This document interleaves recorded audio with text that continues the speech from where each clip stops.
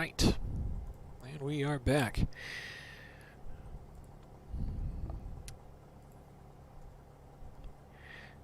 So, maybe a little bit hard to distinguish, but this is the beautiful Hillsboro, Oregon airport. This is part 2 of our second cross country, the first being Friday Harbor from KBFI.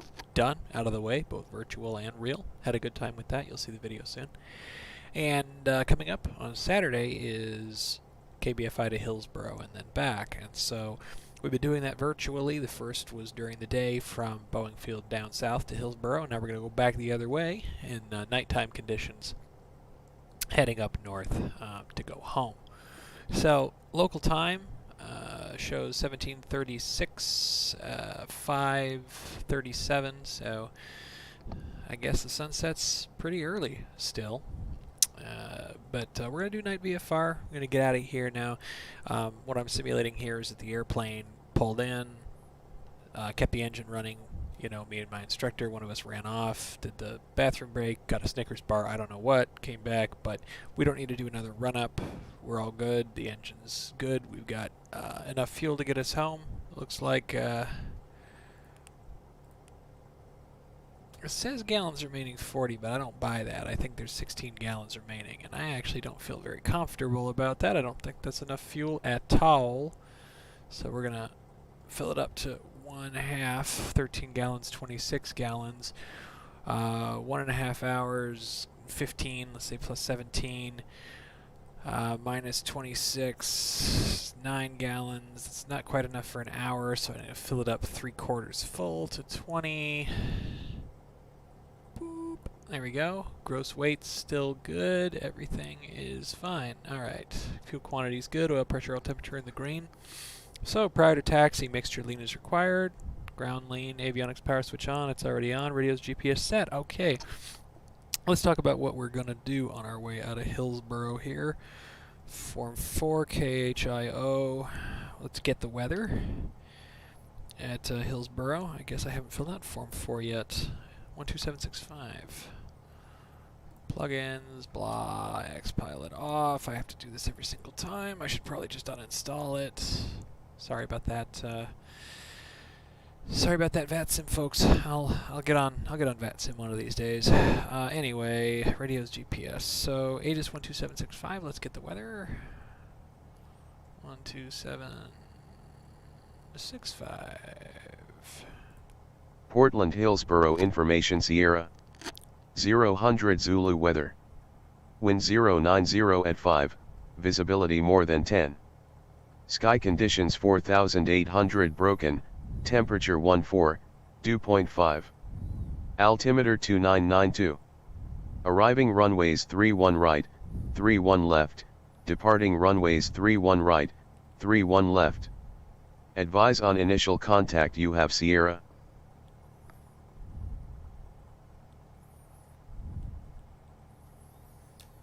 Alright. 4,800 broken. So, we're going to be mostly going east, so, well, west to start. So we'll do 2,500 and then climb to 3,500 as soon as we make a left-hand turn. And 2,500 is not a lot of clearance. I would like more than that, but I need to keep a little more clearer clouds than that. So it's going to be a little bit of a low pass to start, but we'll climb up as soon as we can, and we'll keep listening to weather as we go. Anyway, tower 11930, ground 12170, so we'll tune ground 12170, and we'll use COM 2 for tower 11930.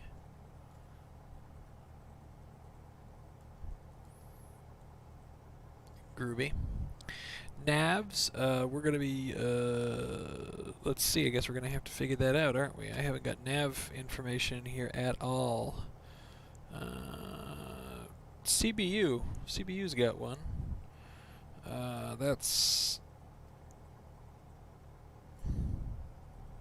109.2, and if we're headed north to Scappoose, That'll be 303 magnetic.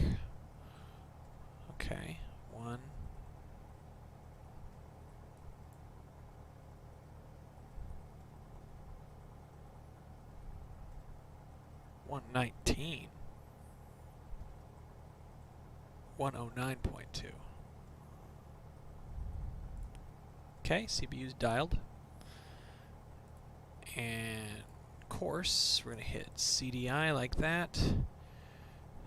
Course 007. So course should actually be 303.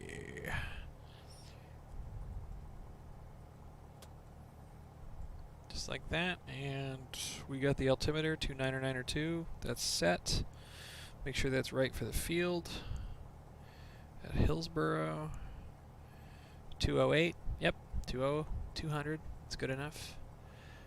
Alright, 31 right, 31 left. Let's get our plates out. I know you're not seeing this stuff, but I'm having trouble with the little thing that that reflects this, so we're just going to have to fly the best we can.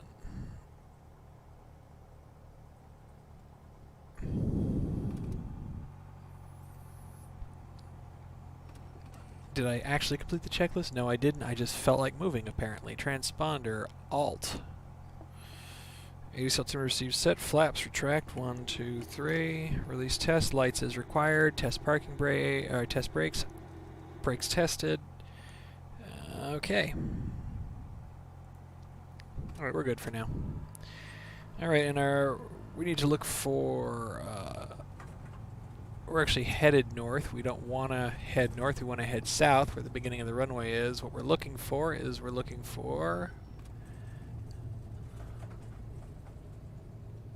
Nope. Yeah.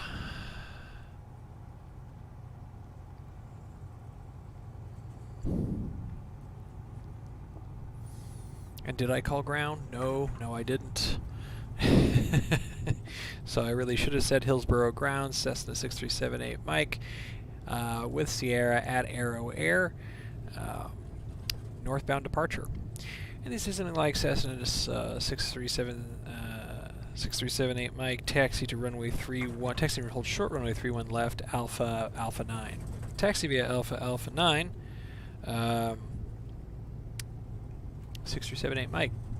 Now the question is, am I taxiing on Alpha or am I taxiing on Alpha? Because I think I'm taxiing on Alpha when I look at my plates. I probably should have gotten onto that taxiway, regular Alpha, and they cleared me on Alpha, so I'm going to go ahead and just take this left turn. I think this is the taxiway Alpha. I don't think it's the runway. We'll find out if they get very upset at me. This is Alpha. This is taxiway Alpha. And right there is Alpha 6, and we are continuing to taxi.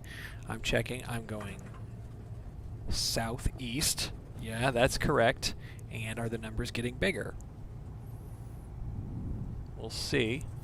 Up here it says taxiway Charlie, so that's a crossing taxiway, and they'd probably say cross taxiway Charlie. They'd also say cross taxiway Charlie, cross runway 2.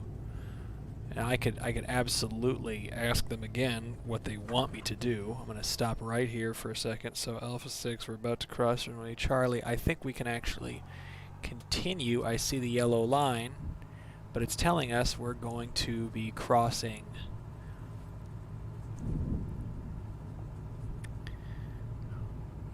Look at that. That is runway 2.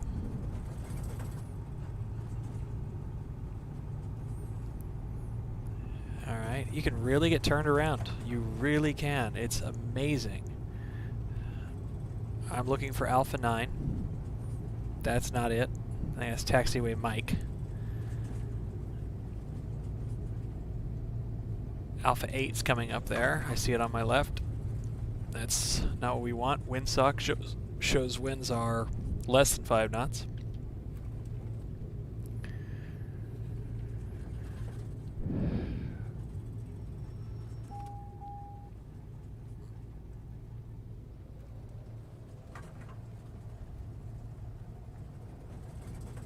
Alright, there's those lit sections, plus we've got the runway end indicators flashing. Taxiway ends. You can see the blue lights stop, so this all looks correct. I'm going to look to my left.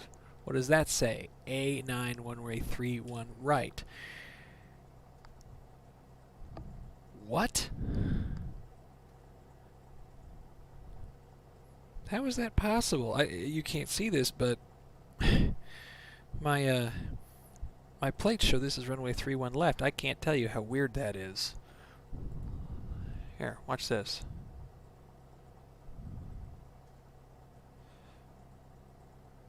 I'm right here, right?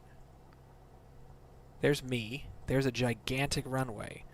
Now if I zoom out, look, there's a little runway. Now which one's left and which one's right? What do you think? If I saw something like that, I would darn near lose my mind. I'm about to call him and say, "Hi, 6378 Mike, what the hell is wrong with your taxiway?" But I'll be a little bit nicer than that. Hillsboro Tower 119.3. Dial that in. Hillsboro Tower, Cessna 6378 Mike, holding short runway 31 left. I said left. Northbound departure. I'm going to be like 6378 Mike, northbound departure approved. Clear for takeoff, runway 31 left.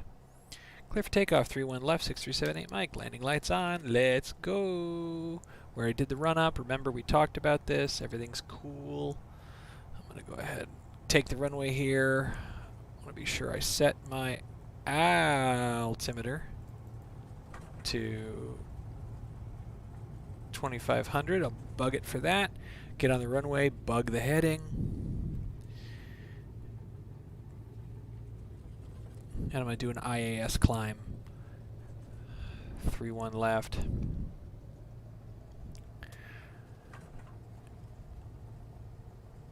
And they didn't say proceed without delay, so I can chill for just a second. I'm lined up, ready to go. I just want to look at my documents and be sure the very next thing I'm going to be doing is I'm going to turn the reciprocal of 180, which is, wow, it's 360. So I'm going to go ahead and set the heading bug for 311, but then we'll do a northbound turn pretty darn fast once we're out of here. Okay, so we're ready to go. I'm going to go ahead and set heading mode, and I'm going to set... I'm not going to set IAS until I've achieved VY, but anyway, good to go. Mixture is rich. Flaps are up. All lights are where they expect them to be. Make sure that we've got takeoff trim. We do. All right, let's rock and roll.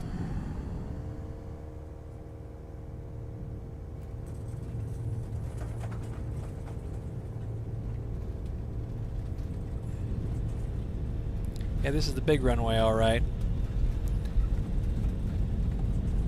Airspeed is 55. Let's go.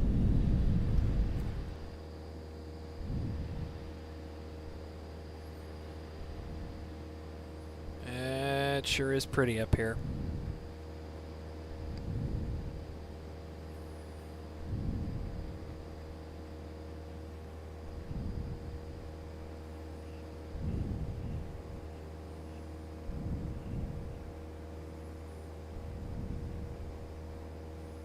Okay, we're going to go ahead and get us up to VY.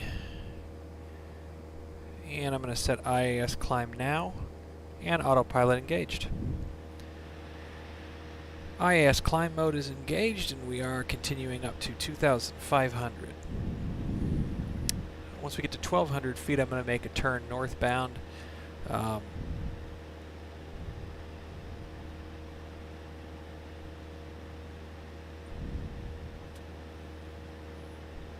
I would make a turn northbound when they tell me I can make a turn northbound. You know, you gotta be thoughtful about that kind of thing, but so far so good.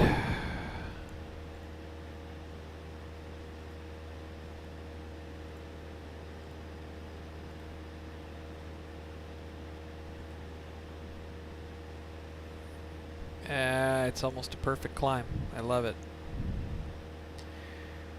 637 Mike,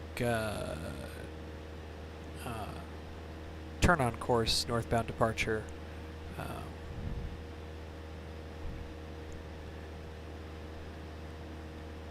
Clear to switch frequencies. They might say something like that.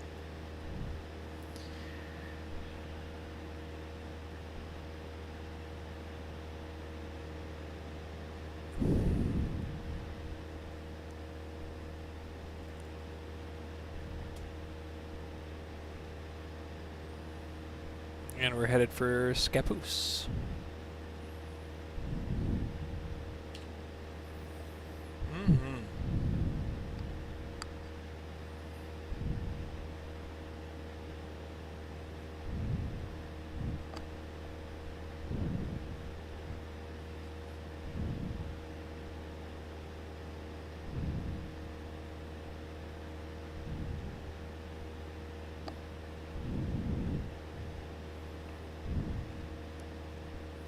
See how that climb out's going. Oil pressure and temperature in the green. Back is good. Plenty of fuel. Tanks both. Fuel shutoffs in. Mixture is rich. Keys both. Masters on.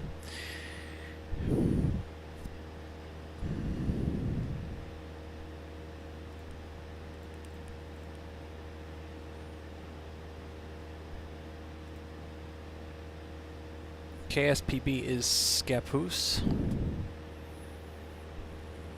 It's 14 miles. Our ground speed hasn't been fully established yet since we've been climbing this entire time, but so far so good.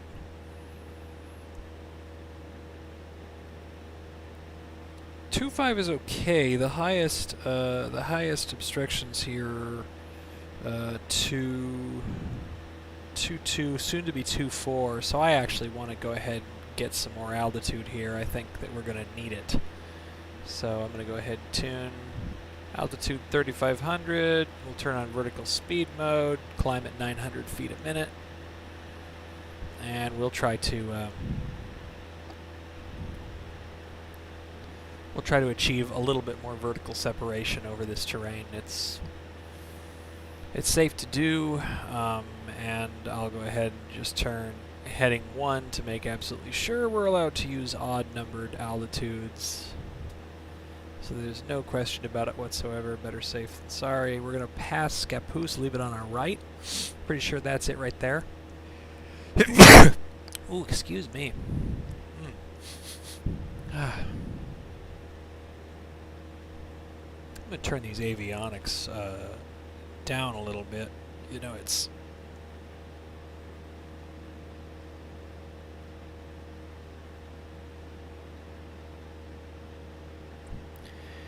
There we go. That's a little better. We don't need...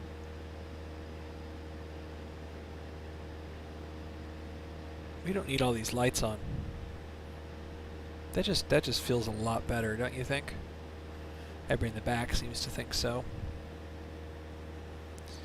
And there's 3,500.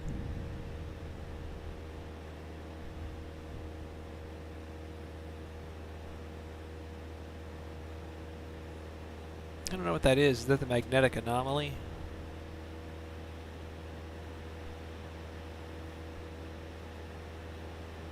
We'll turn away from it. I don't want to be there.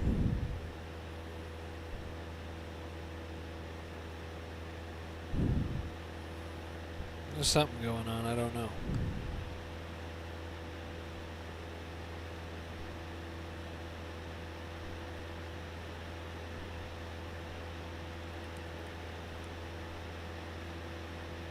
That's interesting. The VOR isn't really giving us anything. Alright, and we'll back off the throttle. Ground speed 118 knots. That's pretty good.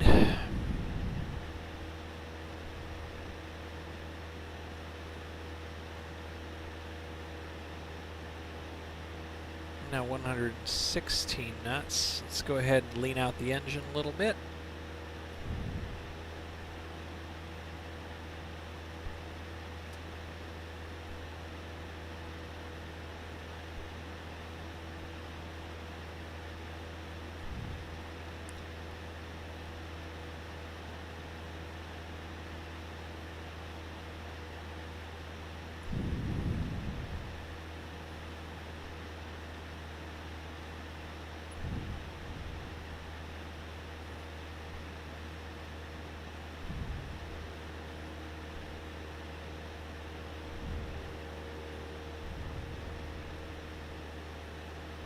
There we go. Fuel flow 5.7 gallons per hour. Pretty good.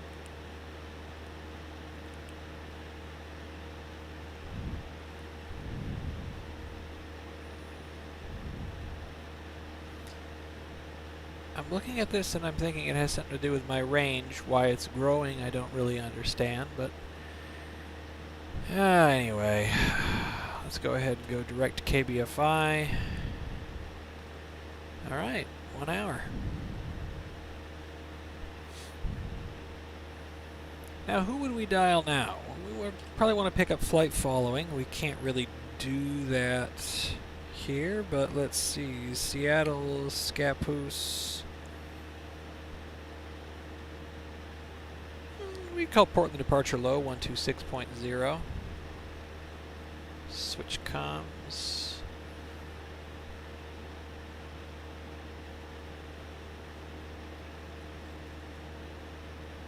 One two 6.0. Com 1.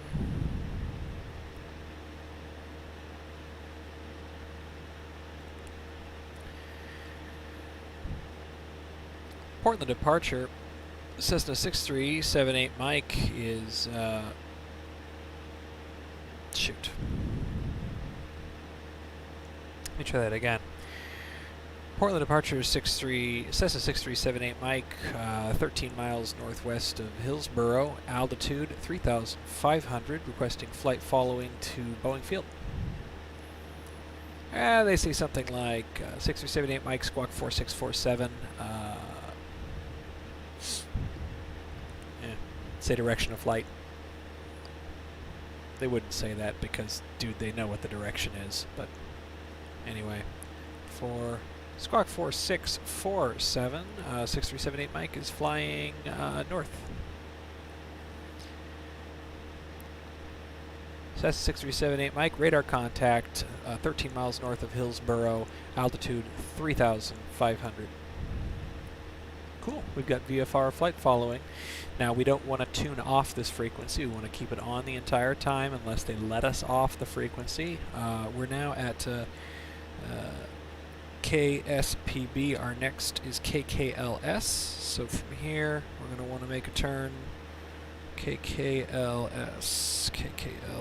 Longview 176T, so it's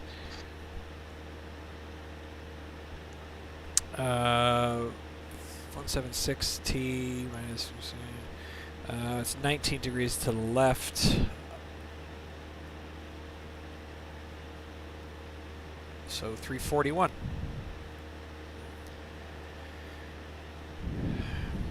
All right, we're headed towards Centralia. There it is right there. That's, or KKLS, that's Kelso Longview, excuse me. So we're headed to Kelso Longview. Our map's showing me, and again, sorry you can't see this, but 2,400 is the max terrain in the area. Now, since we're left of north right now, we really shouldn't be flying an odd altitude. It's odd altitudes plus 500 at this point, though. You know, it doesn't look like broken clouds, but there are clouds. You can just barely see them. The bottoms of them are lit up by the city. It's not safe to go up there unless we know where the cloud tops are. We don't know where the cloud tops are right now, so we don't want to be playing that game. We're making 112 knots. We're doing fine. I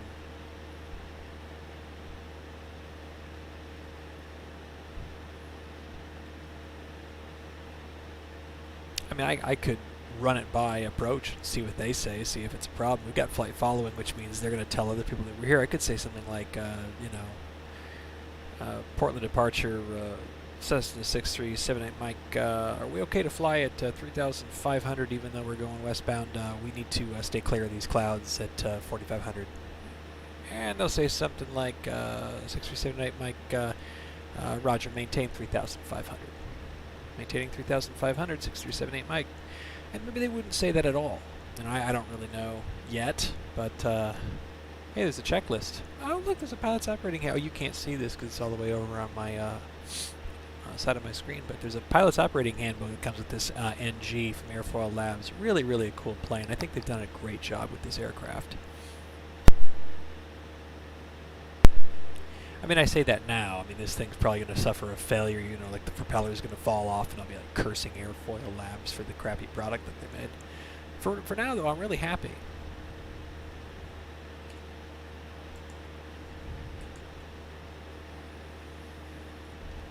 Well, what else can we learn? Let's see here.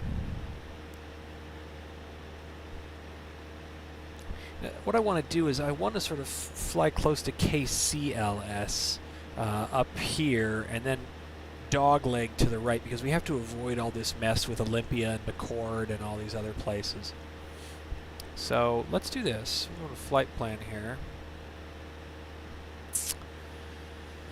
Maybe there's an easy way to do this, maybe there's not. K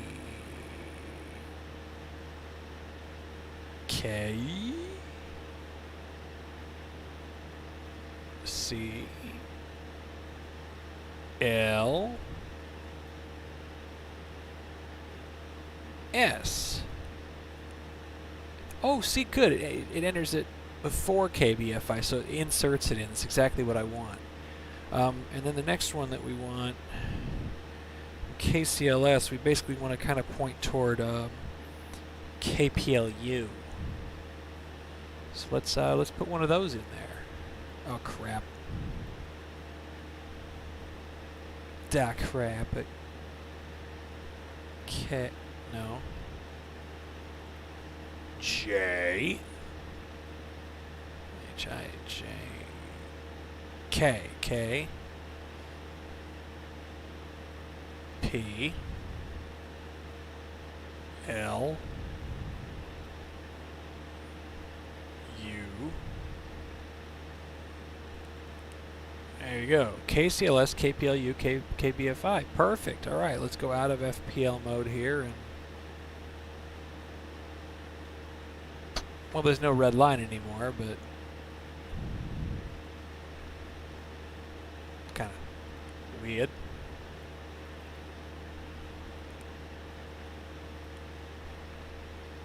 There. Now I'm going direct to KCLS. KCLS, 44.9 miles, bearing 342. We're pretty much right on that, 45 miles. Knock that thing off, and you can see right up here, this is probably KLS, Kelso Longview, coming right up. I put that thing back on there. Hang on. Where does it go? Nope.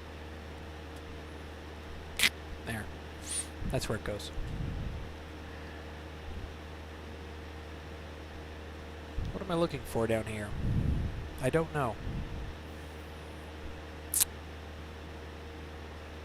EGT is nice and high. Do I think I could give it more manifold pressure? I probably do. And we should lean out again here. That's too lean.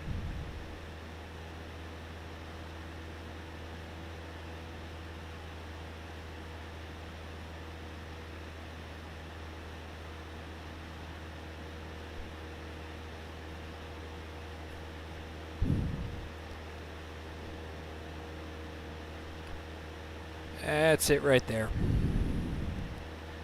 Yeah, I was able to get another 5 knots out of it. Fuel flow now 6.1, so we're burning a little bit more fuel, but we're going a little bit faster. Once we go eastbound, I won't feel as weird flying at 3,500 feet, but I was glad that I called Portland and you know, checked in about that, I suppose.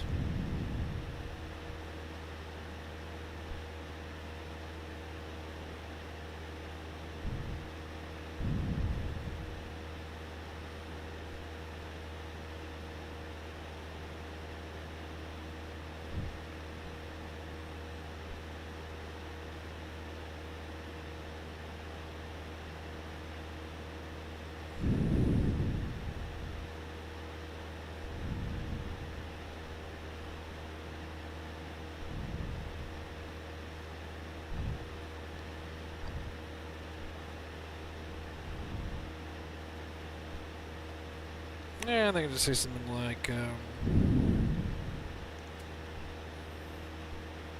what are they going to say?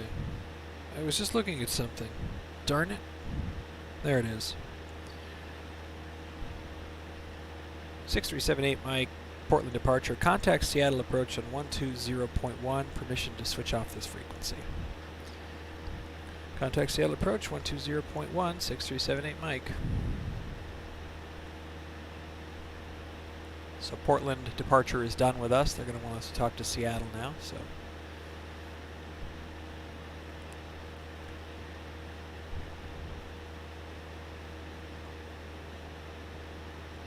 let's go ahead and dial it in real quick.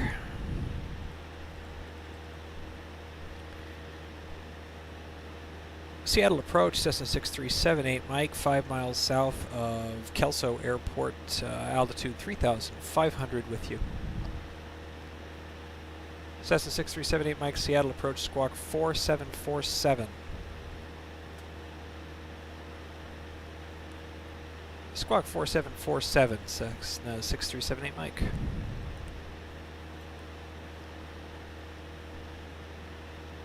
(6378 Mike) ident. Ident 6378 Mike. 6378 Mike, radar contact 3,500, 4 miles south of Kelso.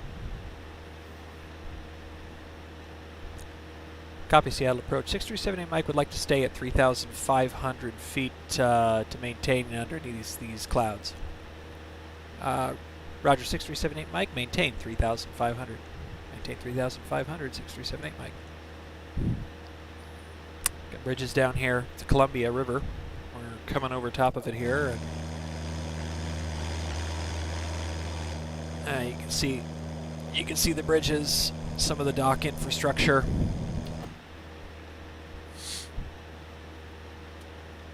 And let's see, where's Kelso Longview Airport going to be off our right-hand side? It's right down there, right down there.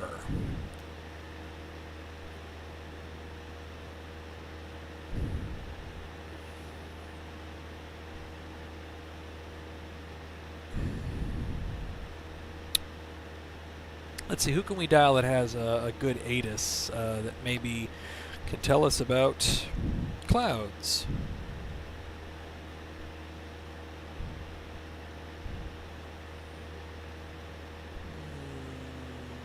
Let's see, KKLS may have an AWAS. Let's see. 135075. We can dial that in on COM 2 while we listen to approach.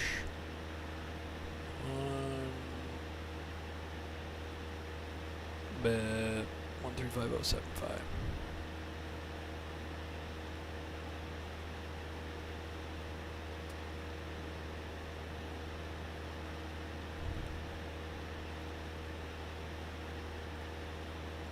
Southwest Washington regional weather.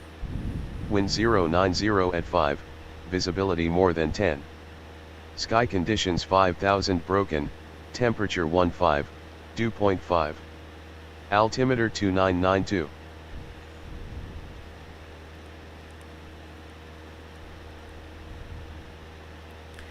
So we could climb up 500. However, if we go back and we remember, he says remember. What I mean by that is look up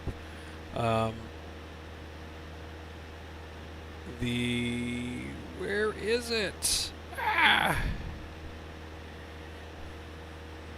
Remember VFR weather meetings. Bobby Lind, actually. BobbyLind.com actually has a very good thing about this. I still can't remember it perfectly, but it's either 3 152s, 1 152, or 5 111s.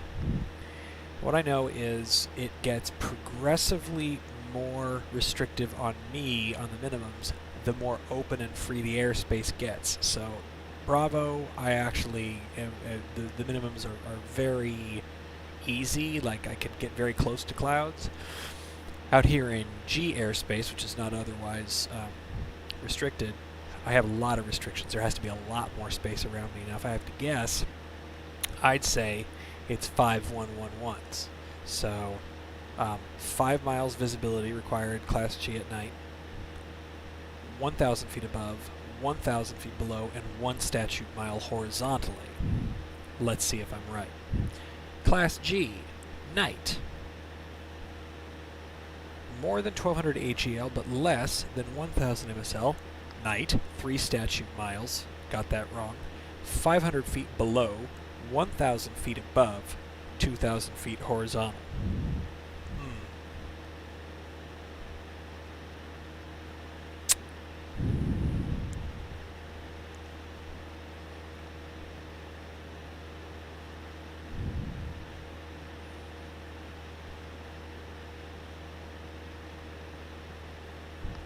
So what that means to me is I have to remain... Oh shoot, which way is which? 500 feet below, 1,000 feet above. Let's go see. VFR minimums.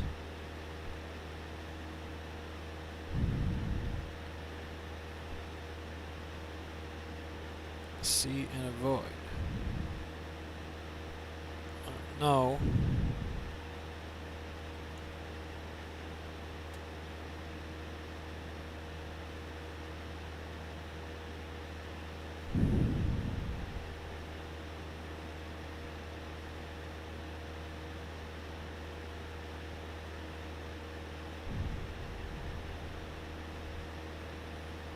VFR minimums.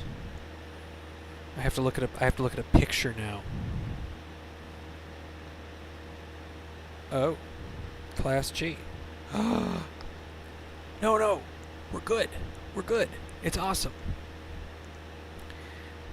500 feet above. Well, it says 500 feet below. I have to remain 500 feet below any clouds and 1,000 feet above any clouds. I had it backwards in my mind. I thought I couldn't. I had to be under 1,000 feet. Clouds, 1,000 feet above me. No, I have to remain 1,000 feet below, or 500 feet below clouds. So I could climb to 4,500 and still be just fine. And I think I'm going to, because I've got a ways to go. So let's do it.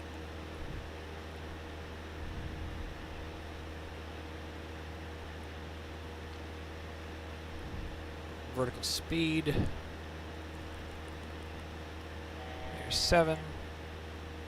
And we'll push the throttle.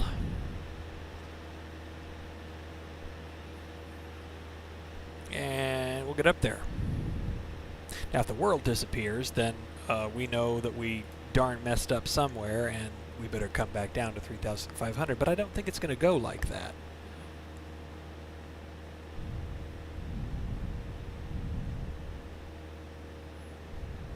I don't think so.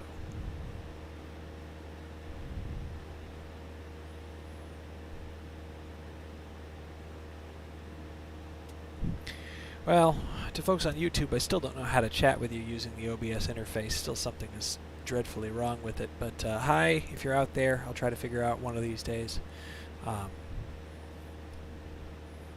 Thanks for tuning in.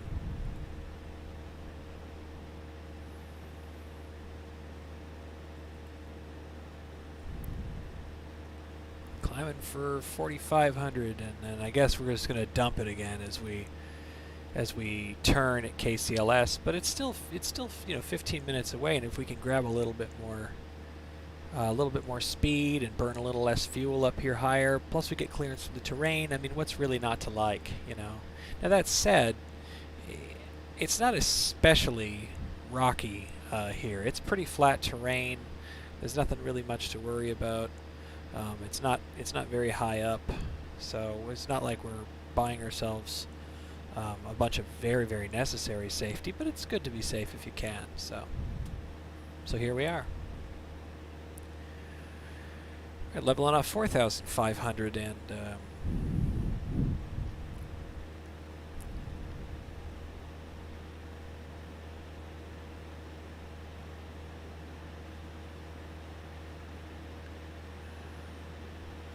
let me tune Olympia's VOR. I just want a little secondary navigation here.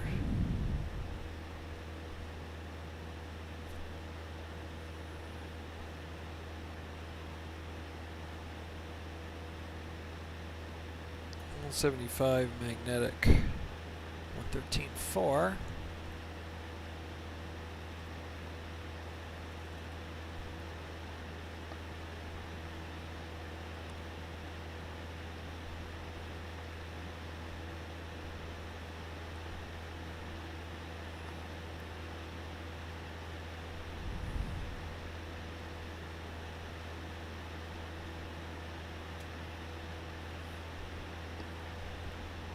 There we go.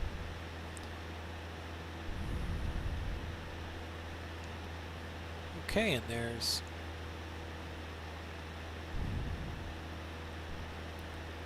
$4,500.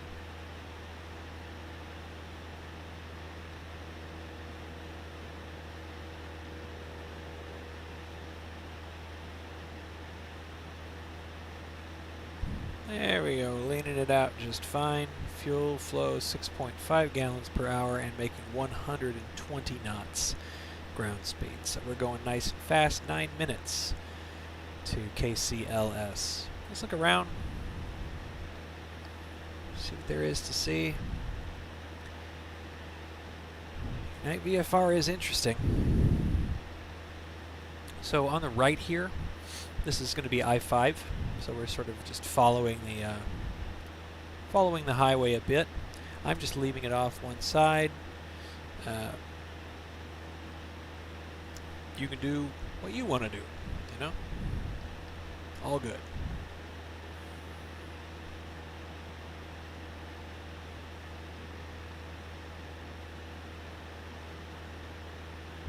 And I wonder if I can join you live somehow on my phone. Let's see. I don't know.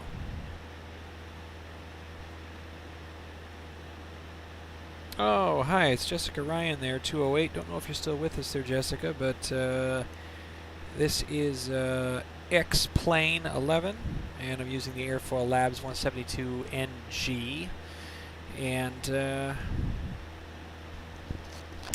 Pro Flight Simulator Suite. I have not heard of Pro Flight Simulator Suite before. This is X-Plane. I also fly Microsoft Flight Simulator, the new one, and I fly DCS World for combat missions. I've heard of Prepare 3D, P3D. That's an interesting one. Some folks fly that. But X-Plane is sort of my systems and avionics civil flight sim of choice, and then just for pure visual beauty and exploring the world, I think my Microsoft Flight Simulator is much prettier.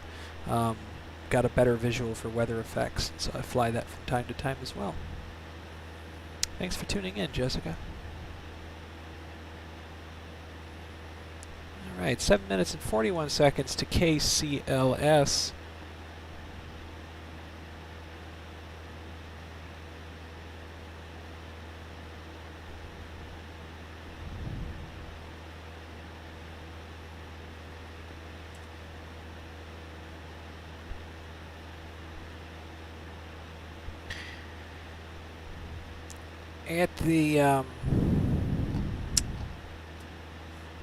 At the flight school that I'm at, they use something called 1G650, which I think is it's built off of X-Plane. The graphics look very similar, but it's got some bells and whistles. The instructor can control it via a web interface, and of course it interfaces with the simulator. All the gauges look really good.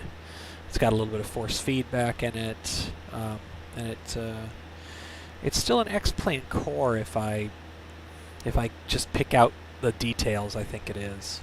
Could be Prepare 3D.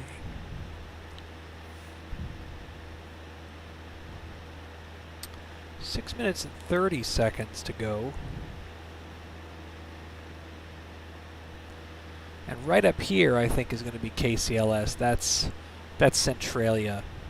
So what we've done here is we've dialed in the Olympia VOR on a course of 174, we've dialed in the 174 radial from Olympia, and so we're watching for the CDI to cross. When it does, that means we're on the radial that I've expected, the radial that I've drawn from Olympia to KCLS, and that would indicate that it's a double check on where I expect to be. So at that point, we should be crossing KCLS. We'll make the right-hand turn for the next waypoint, which will be KPLU, and I'll descend to 3,500 because at that point we'll be eastbound. We'll be right of 000 degrees NVF. Our flight rules say we should be flying in odd thousands plus 500, so the most reasonable odd thousands would be 3,000 plus 500 equals 3,500 feet. So that's the plan, man. So what can we do while we get ready for that? Well, the first thing that we want to do is we're going to set our altitude down, click 1 down to 3500, so that's good. The next thing is we're going to want to know what our actual heading should be when we make this turn at KCLS. I'm going to take a look at my nav logs. Centralia KCLS, Western Air Park. It was 230T, it was 215T. The reciprocal of that is minus 200 plus 30, so that's 45 degrees magnetic. So we'll make a turn, right turn to 045, descend to 3,500 feet as soon as we cross Centralia. Sound good?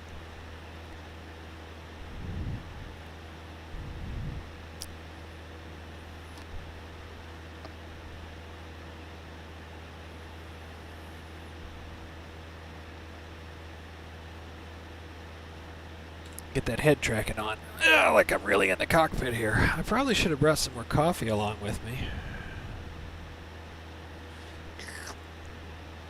Thank you.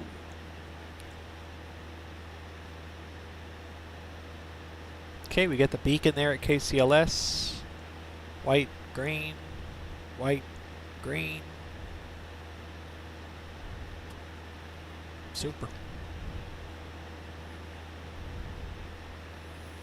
4 miles to Centralia. Let's see, what else could we be doing here? We could be recalculating our ETA to get into Boeing Field. I think that's a valuable thing to do since it's going to be about 4 minutes till our next maneuver. Why don't we do some calculations? So what I've done is I've pre-calculated distances from KCLS, our nav plan all the way to Hillsboro. I have all the distances. So I'm going to go ahead and add up from Western Air Park. So we know we add 3 minutes onto anything. So Western Air Park to Thun Field, 15 miles. Then to Auburn Muni is 14 miles. Let's just call that 15. So we have an even 30 plus KBFI is 13 miles. So we actually just call that, let's call it 45 just to give us an even number. 45, we're going 120 knots, it's 2 miles a minute, so 45 divided by 2, 22 and a half. So it's going to take us 22 and a half minutes, plus the 3 minutes to get to Centralia equals 25 and a half minutes. Let's call it 26, and we'll be there at 1850. So you heard it, 1850. Let's see if we get that right. Let's see how close we get. 1850 arrival. KBFI, question mark.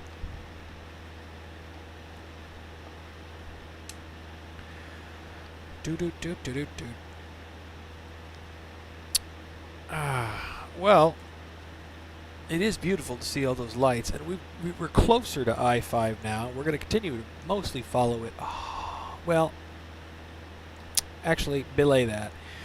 If we were to truly follow I-5 home, we'd follow it all the way up to Olympia. The problem is we want to cut right from Olympia. We want to head east. Not only does it take us right over Joint Base Lewis McChord, it also takes us into the Rainier military operations area. It's a fairly large chunk, and so we don't want to go north then cut east and go through the MOA.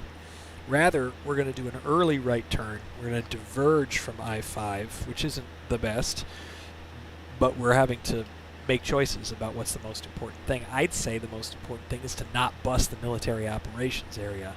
So we're going to take a right turn, and really right about now, and get on to our next destination. So remember what I said? I said heading of 045, so we'll dial that in.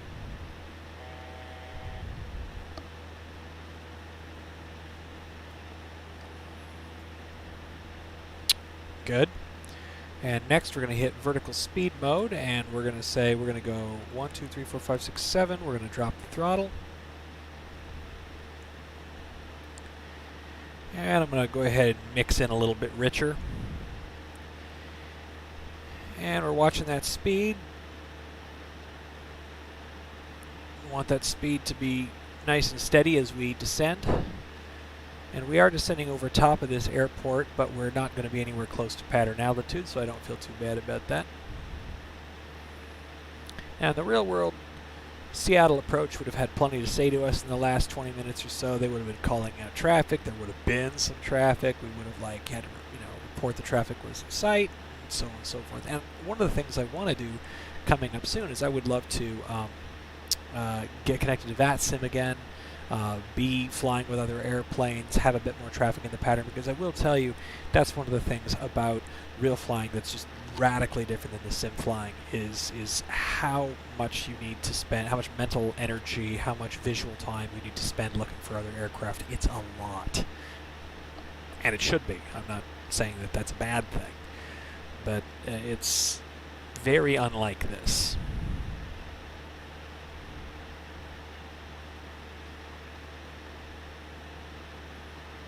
Alright, there is 3,500.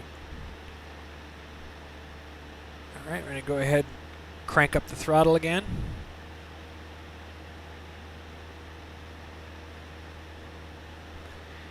And let's lean it out.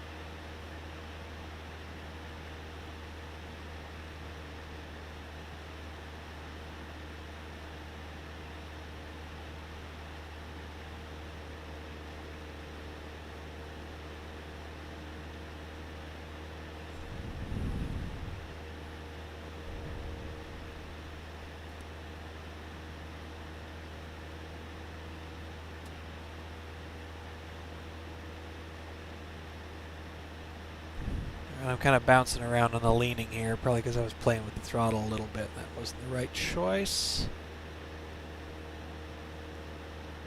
And there it was. That was max. Fuel flow 5.8. EGT 1655. Okay, at this point, since we're now established on the new course, we're getting a headwind of 3 and a crosswind component of 7 right to left.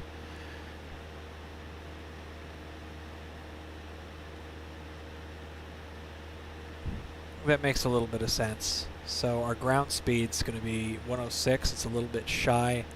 I want to follow the actual direct track. I'm going to go ahead and adjust my heading by not a whole heck of a lot, but a little bit.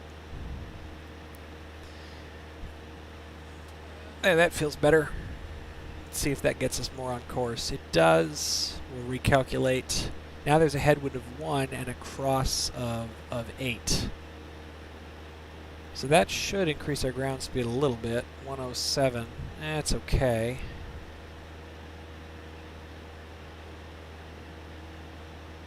We'll kick in a little bit more throttle here. And re-lean.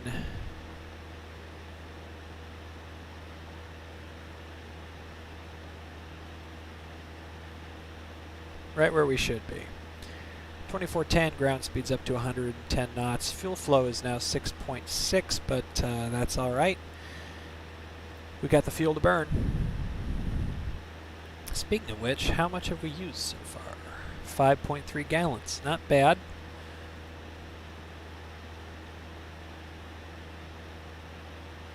Alright, let's take a look at this. It's starting to get a little bit messy in here. You can see all this. This is part of the Class Bravo airspace area around Seattle-Tacoma International, and we are going to want to be very careful about these areas. So I'm going to just quickly make sure I understand what the shelves are. Charles thinks he knows, but sometimes he doesn't. So here's something important to know. KPLU, which is our next destination, is on the border between the 5,000 foot and the 4,000 foot shelf. Now, because we're at 3,500 feet, it's not a problem for us in either shelf. But Immediately following that shelf, as we head north, is going to be the 3,000 foot shelf. Not only that, but we're going to be turning west of north. And so at that point, we're going to actually want to descend down to an even number, plus 500. We would not want to climb because that'll bust the shelf. So we're going to want to descend. We're going to want to descend down at 2,500 as we cross KPLU. So once we cross KPLU, we're going to begin our descent to 2,500. And that'll actually not only get us into the right spot for the shelf, but it'll begin our necessary descent for landing at Boeing Field.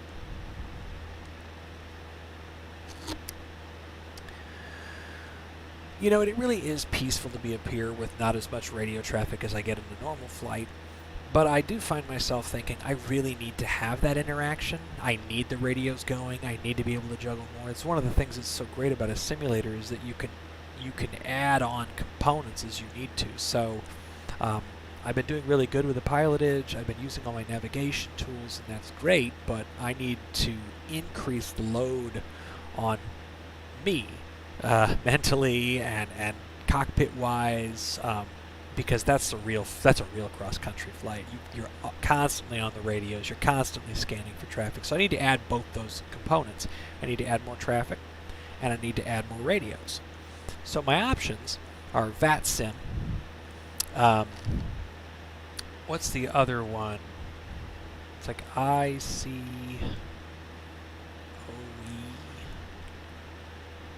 Sorry, those of you who fly in that system, I apologize.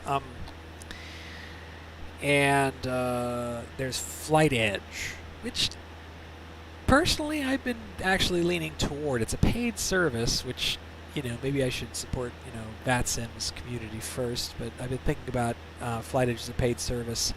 I'm not really sure why. I can investigate VATSIM first, see how that goes.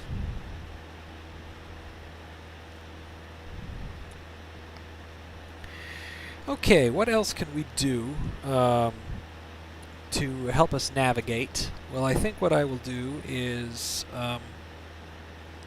I'll continue with the Olympia VOR. No, I don't think I'll do that. Let's use the Seattle VOR. That's actually closer to KPLU. And we're going to tune Seattle VOR, and we're going to look for the 162 radial. 116.8 and the 162 radial.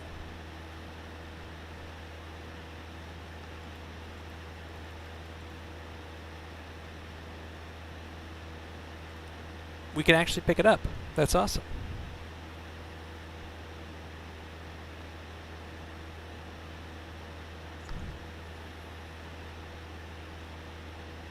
$162. Alrighty, so when we cross KPLU, that CDI will swing right into the center, and we'll know we've crossed KPLU. Now, it's not that the GPS can't tell us that. That's wonderful that it does. But we always want to have additional navigation instruments online and helping us use every available resource to stay safe and get there, well, safely. Use every available resource. That was what I was taught. I think it's a darn good lesson. So, looking around, what's actually out there? There's a big old airfield that's off my left wing. That is probably Olympia. Right out there. That'd be my guess. And then we have some airports 1, 2, 3. I'm going to assume that one of those, I'm going to go ahead and range out. One of those is going to be McCord. And there's some others. There's Gray Army Airfield, and there's Joint Base Lewis McChord. So Gray Army Airfield, KGRF, and KTCM or McChord Air Force Base would be my guess, and they're all part of the Joint Base Lewis McChord JBLM complex up here in the Pacific Northwest, just part of the establishment up here. When I grew up here, Fort Lewis and McCord Air Force Base were two separate bases. They weren't part of a joint structure. The Army did the Army thing, the Air Force did the Air Force thing, but now it's all one big happy family. I think I've been on base once, shopping at the commissary. Yeah. I was just a kid.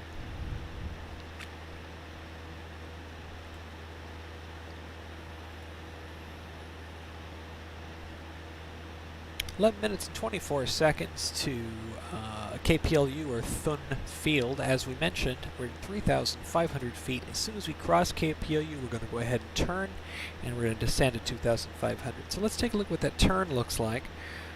Once we're at KPLU, we're going to turn for Auburn Municipal. 175 or 190 true in the southbound direction. Minus 15 is 175. Reciprocal plus 200 minus 20. So 375 minus 20 is 355.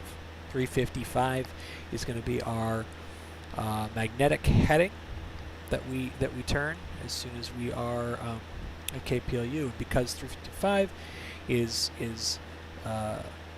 west of 0, we take an even numbered altitude plus 500, so we can descend to 2,500, and that'll put us underneath the shelf that you see there. So the shelves here go 6,000, 5,000, 4,000, 3,000. So right as we cross this line, we've got to be below 3,000, otherwise we're in trouble. The other thing that we're going to have to do is we're going to have to watch this guy right here. So what that is an 1,800 foot shelf following I-5. So now that I think about it, we actually need to hook right. We need to hook right, and I want to miss that area right there. That's like ILS approach central for KSEA. Jet traffic comes through there, so we go right, we stay out of the way of that, and we go lower and to the right. So doing what little planes do, because we're a little plane. We don't want to get squashed by a big one. Not that that would happen, but it might.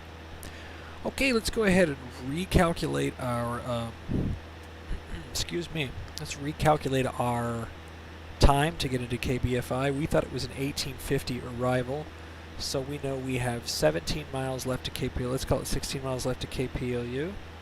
Plus 14 is 30, right? Sorry, 16 plus 14 is 30, plus, let's call it 45. We're going about 2 miles a minute. So at this point, it's, what 25 minutes?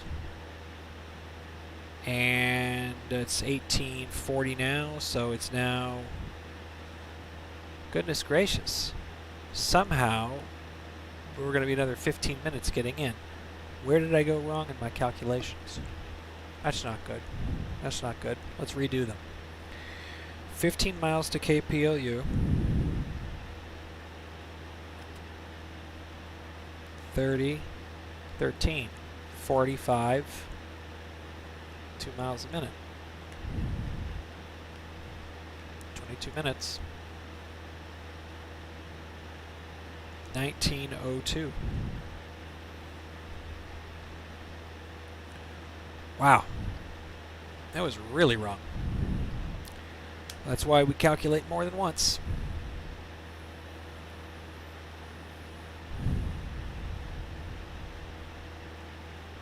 Still, it's not like it's been a long flight. My goal is to have my instructor on the ground by 7:30, no later than. So, assuming that it's we'll check. If we're landing runway 31, it's a straight-in approach. I mean, it'll take like no time at all, maybe 5 minutes.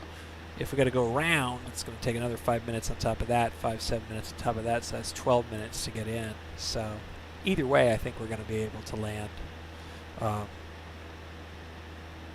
before 7:30, but we'll see. And here's the other part, right? We're already making allowances to stay out of the way of areas. So we're not asking for clearance. We're not trying to fly over the top of any, clearance areas. We're not trying to bust through anything. We're not going to get rerouted worse than we already are. I mean, the only thing might be the KPLU thing, because we're going to take a few more minutes pushing off to the right, but not much. As a matter of fact, I'm going to go ahead and put in the flight plan real quick.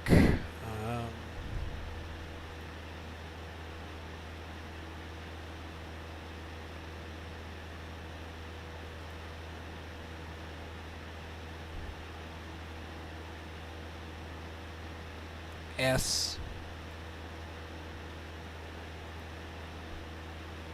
5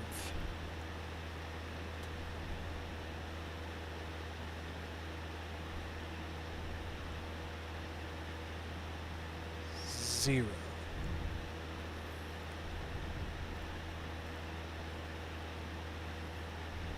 Auburn Municipal.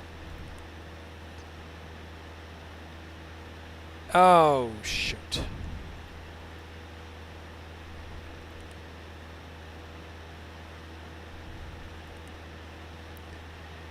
That was kind of dumb.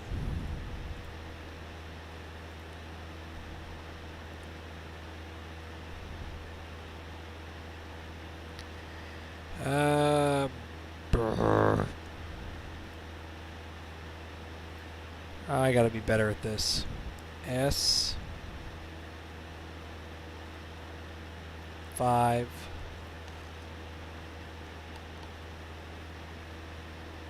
0. There we go. Okie dokie.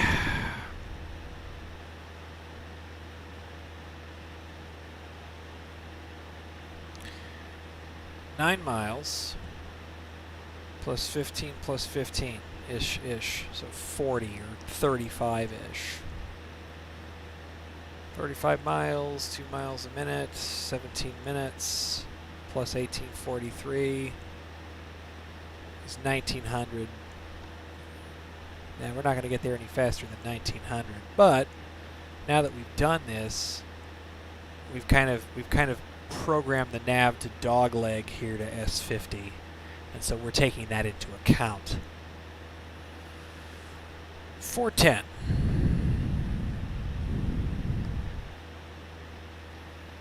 Is it time to get the weather? No. We're actually in the shelf now. We're in the 6,000 foot shelf. We're going to be crossing into the 5,000 foot shelf here in a second. I'm going to go ahead and zoom in a little bit. There you go. We're not going to be hitting any of these, so that's good. That is a little complex there. You don't want to get into McCord's Class D. And we're also not busting up anything else. We may have just skated the edge of the MOA there.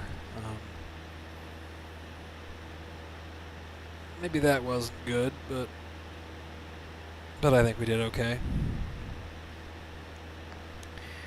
KPLU in 3 minutes. Once again, we're going to turn 355. Actually, we're not going to turn 355. We are going to check our flight plan here. What does it say? It does say 355. Hot diggity dog. So we will turn 355, descent to 2,500.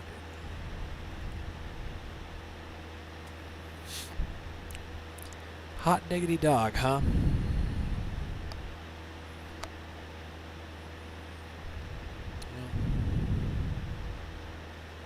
Not a young man anymore. I think we can all agree on that.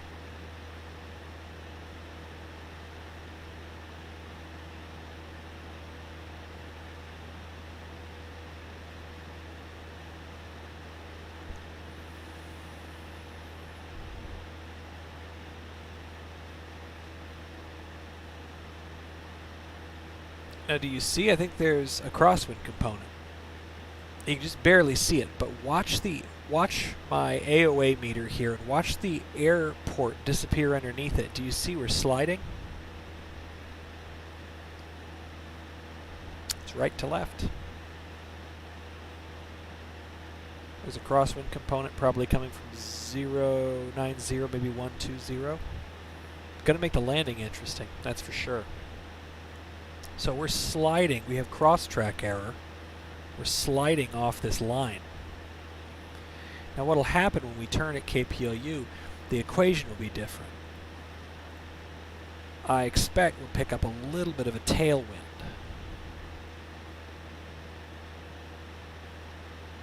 I think. Because right now, it's right abeam of us. So it's actually probably coming from like 1.5. Based on that, I think we're going to be landing 1.4 left at KBFI. So I would expect another 10 minutes to wrap around the pattern. But you never know. KBFI does what SEA does. What SEA does is a big mystery. So.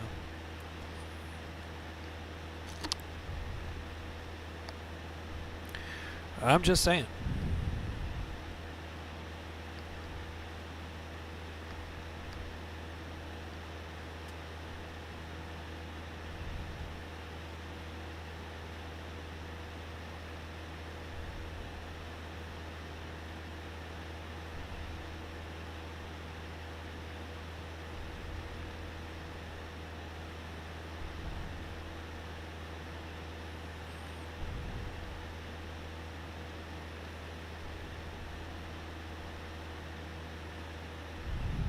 Just chatting with some folks. There's KPLU, how do I know? GPS says so, plus the VOR crossed. So here we go, 355, you heard the man. And VS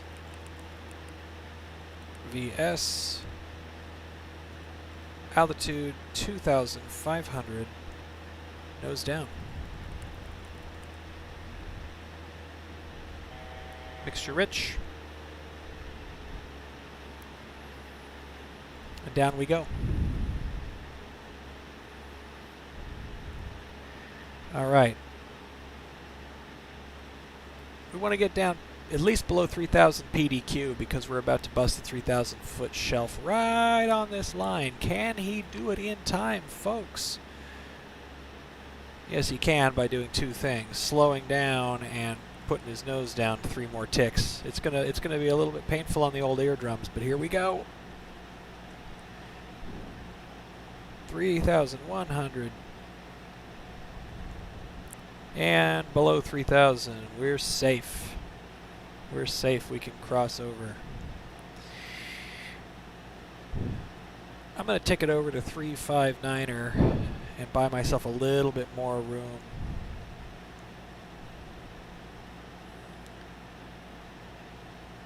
Head down to 2,500. Mixture is full rich. Go ahead and push up the throttles as we round this out. Oh yeah.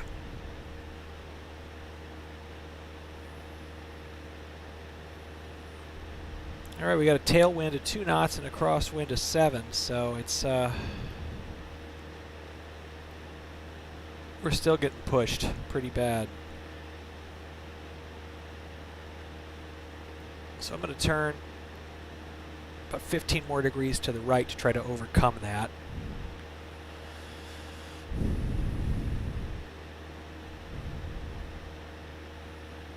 Five minutes to S50. And we don't have a lot of time when we get to S50, so I'm going to go ahead and pre-dial up a couple of things. I'm going to pre-dial 118.3. On COM2, I'm going to switch, and I'm going to dial up 122.750, which is the, I'm sorry, 127.750, which is the weather at Boeing. Boeing Field / Kingco INTL Information Tango. 100 Zulu weather. Wind 090 at 5, visibility more than 10. Sky conditions 5,000 broken, temperature 15, dew point 5. Altimeter 2992. Arriving runway 14 left, departing runway 14 left. Advise on initial contact you have Tango. Cool. Well, I think we all enjoyed that. You know what Charles did that he shouldn't have done? Switched off approach. Boeing Very, Field very / naughty. Kingco INTL information. Very, very naughty. Don't do that. Don't do that. I want to listen on to COM 2 here. Also, I don't want to bust that shelf, so I'm going to go ahead.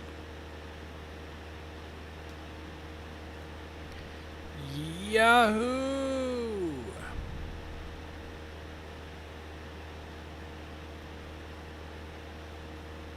There you see, we don't want to mess around with that shelf there. So north of S50 is going to be where we call into Boeing Field. I'm going to let them know that we've got Tango, and we want to be over Kent when we do that. So I'm actually going to get down another 1,000 feet as we head toward S50.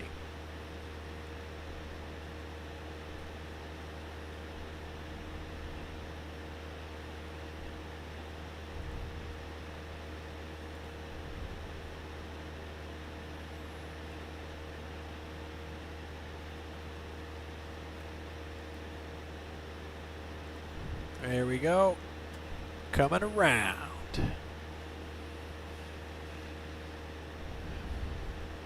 Because we do have a crosswind of 7 knots, it probably makes sense to point this way, and we'll kind of get blown over toward Auburn, would be my guess. S50 is actually right there. You can probably see us get blown over. So there's sort of the main highway of the region there. It's not I-5. I-5 is actually further over to the left. You can see the lights. That's Seattle-Tacoma right there. That's why we don't want to get in their approach path. We'll go ahead and head down to 1,500, and we're going to leave Auburn right where it is. Set 1,500 for now. And I believe right there is Boeing Field. So I'll go ahead and let them know that I've got the weather for Boeing.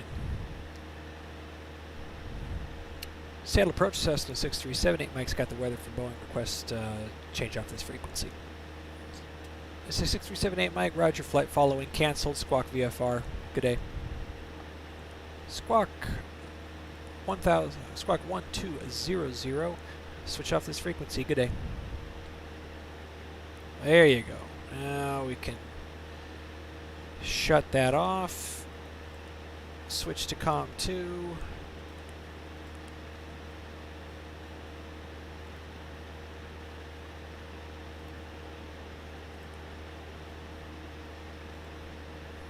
And we'll be ready to talk to Boeing Tower.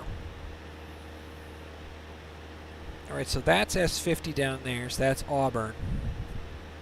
So what I want to do now is I want to go ahead and head on down.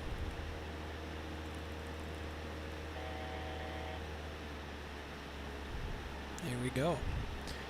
1,500. And really we just kind of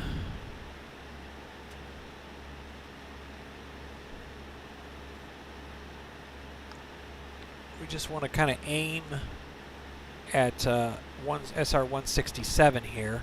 Aim at the highway. We follow that back. We're going to call in over Kent, which we're going to be over basically any time now.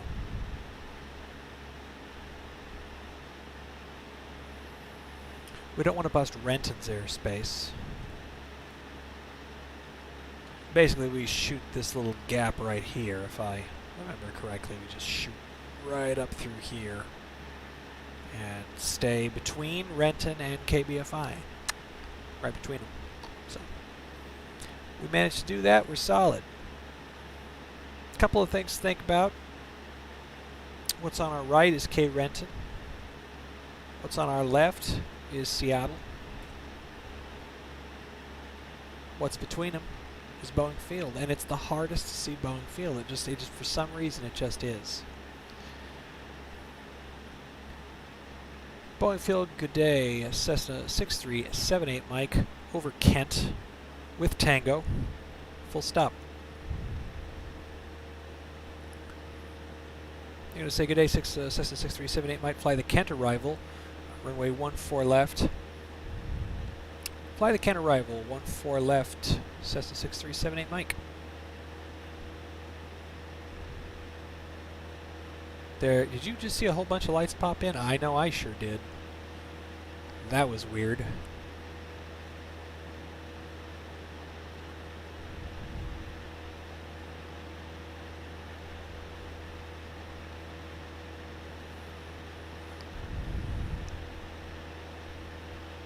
Ground speed 16 knots, 5 miles to KBFI. So 1902. 1902 was our second calculated approach time, and it appears correct. So that's Renton. Over there is Seattle. Boeing Field is this mess right here. And you see a little squiggle right there? That's where I-5 bends, just south of Boeing Field. You could just barely make out the lights. We still have a crosswind, 6 knots blowing us this away, so we'll be blown 6 knots every hour we travel, right? Ish, sort of 6 knots forward-ish. Maybe the component there is, maybe it's not a direct crosswind, but we'll still probably get blown a mile off course, half a mile off course. So here's what I'm going to do. As we cross Renton and leave it on our right, and I'm going to go ahead and turn a few more degrees to the left, just make sure I don't bust that airspace. I'll get down to 1,100 feet and we'll start to slow down and we'll run our landing checklist. So pattern altitude, pattern speed, pre-landing checklist, the 3 Ps. We've got tower dialed in. They'll let us know if anything's funky, but what we should expect is to enter the downwind, left, so left on base, and then left to turn final for runway 14 left. That's the small runway. Pattern altitude is 1,100 feet, and we'll run our pre-landing checklist as soon as we're over this hill.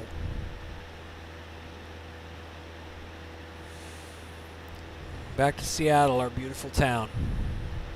Down here, Renton and the Maple Valley area, that was where I grew up. I grew up over there-ish. Where I live is over here-ish now. Been all over the world, never went very far.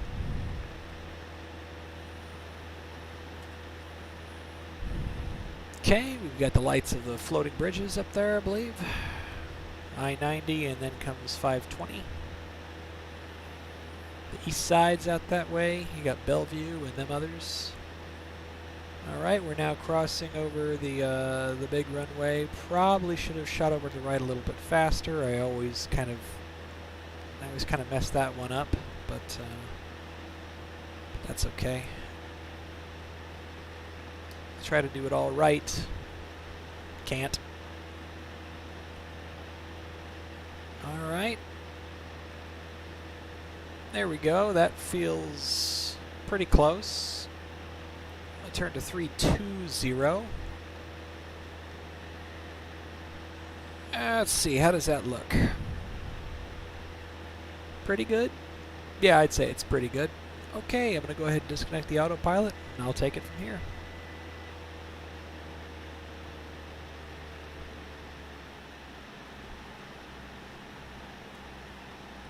Let's run a pre-landing checklist real quick.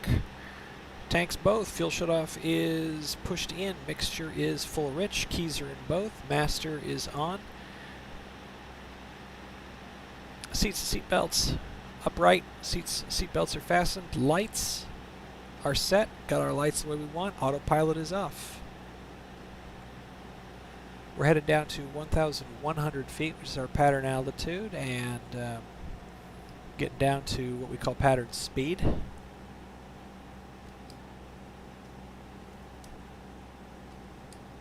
When I get to 85 knots.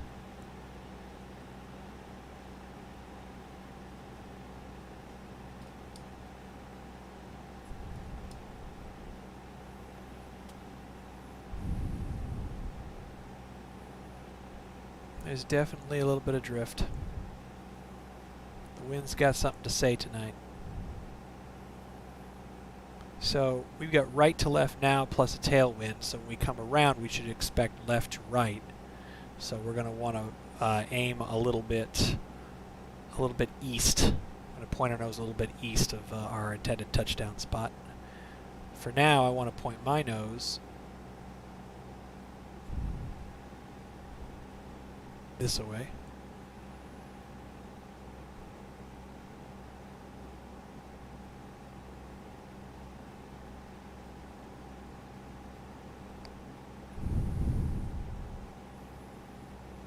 We know we want to be at 1100 and not mess with pattern altitude until we are past the numbers on the touchdown side. Once we're there, flaps down to 10 degrees. Start a slow descent. If we need to feel safe, we can extend our downwind a little bit.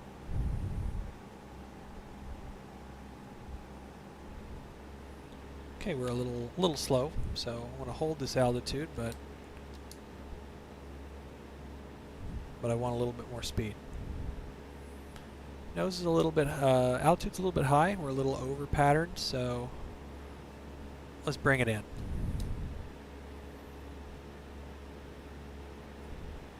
There you go, throttle down.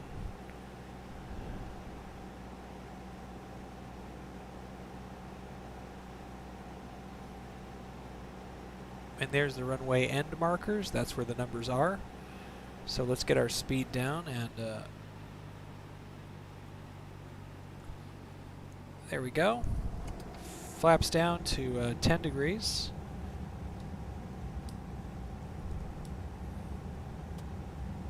Still in the white arc there. Starting our descent, we're watching for 45 degrees.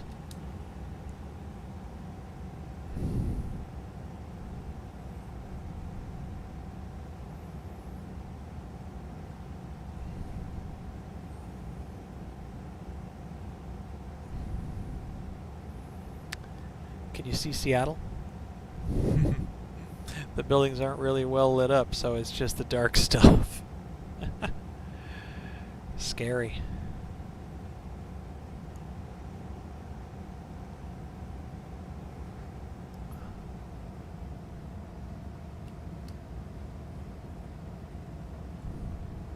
Alright, we're going to go ahead and drop down. We're extending our downwind just a little bit to drop some more altitude, stay safe. I'm going to go ahead and start my turn for base. Let me say, Cessna 6378, Mike, clear to land, runway 14 left.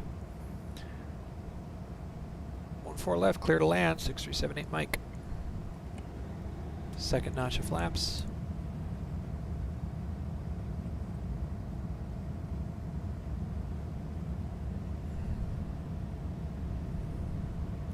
Okay, we're over the hill.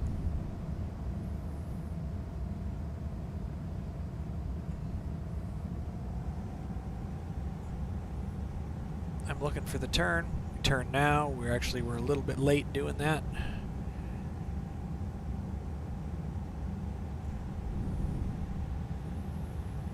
And as we mentioned, we've got a crosswind coming from left to right, and there's a headwind of 4.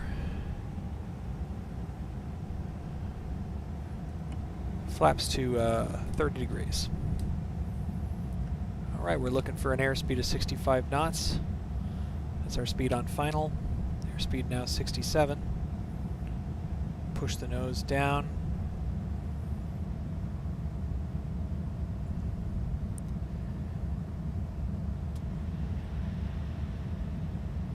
Don't want to drift over to the big runway. That's not the way to do it. I want to increase my sink rate a little bit, so we're going to throttle a little bit, throttle back a little bit.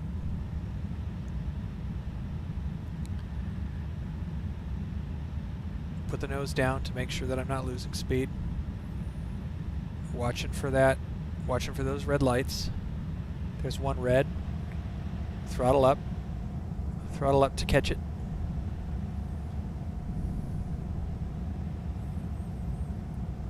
Speed is 66, not bad. 1 red, 3 whites, little high.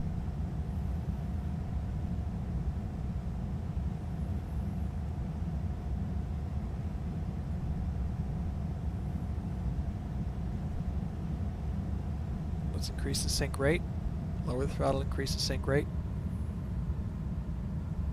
1 red. Catch it. 2 reds. Perfect. Speed's a little high. Over the threshold. 1-4 left, that's what we expect to see.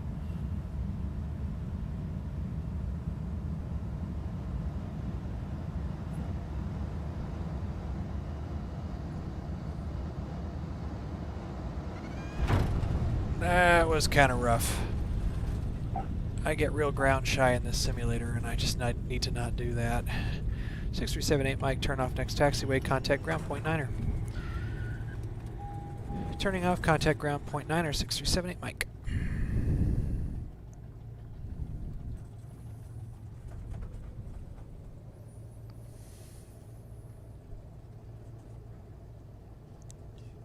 Wheels down at 1907.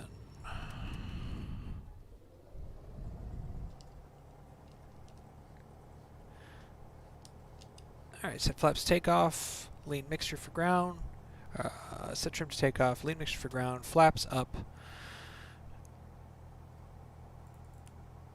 Tune 120.9er, or 121.9er.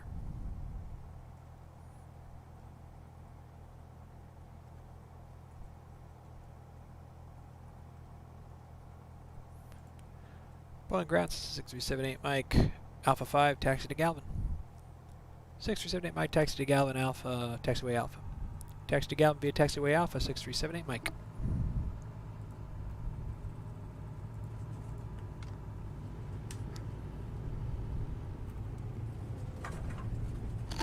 Turn those landing lights off and won't blind anybody. Ooh. Hillsboro, long way for a Klondike bar.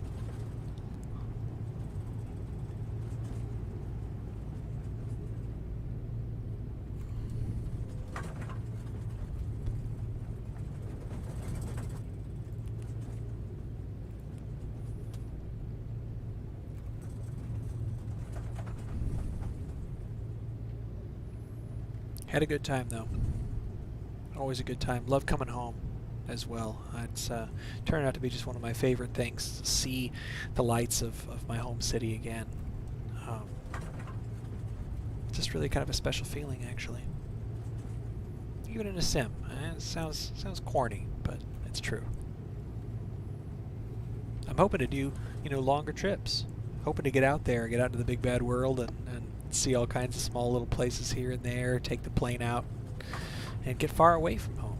And I've been on a lot of business trips, but be able to fly there myself to places, to vacation or to see folks, it's going to make a big difference.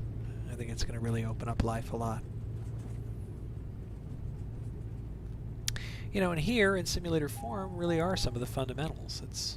It's great to be able to learn from these simulators.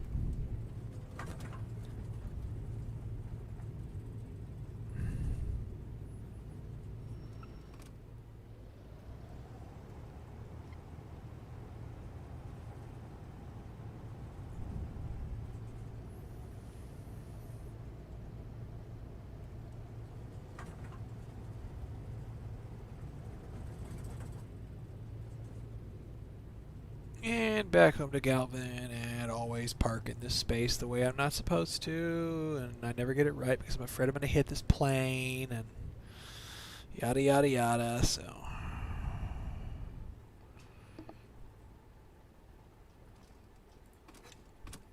Right. Let's see, avionics off. Everything off except for beacon. Idle cutoff, keys off, master off, standby battery off, keys on the dash, unplug, doors open, we're home. Feels good to be home. On the ground looks like 7:09:09, 7:10. So it can be done. We shall see on Saturday, hopefully.